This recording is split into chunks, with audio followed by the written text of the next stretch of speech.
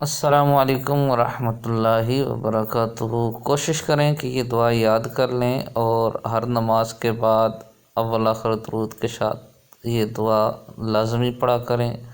اپنے لیے، اپنے اہل خانہ کے لیے، فوت شدگان رشتہ داروں کے لیے اور تمام امت مسلمہ کے لیے یہ دعا کریں۔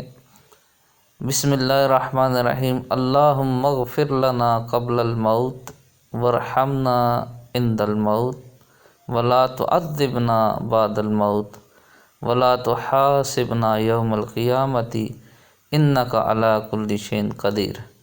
اس کو اس طرح رک کر بھی پڑھ سکتے ہیں جیسے قبل الموت میں نے پڑھا ہے، اور اگر ملا کے پڑھیں گے تو پھر ایک سانس میں ساری پڑھ لیں تو بھی ٹھیک ہے۔ بہتر یہ ہے کہ ہر ایک جملے پہ رکیں۔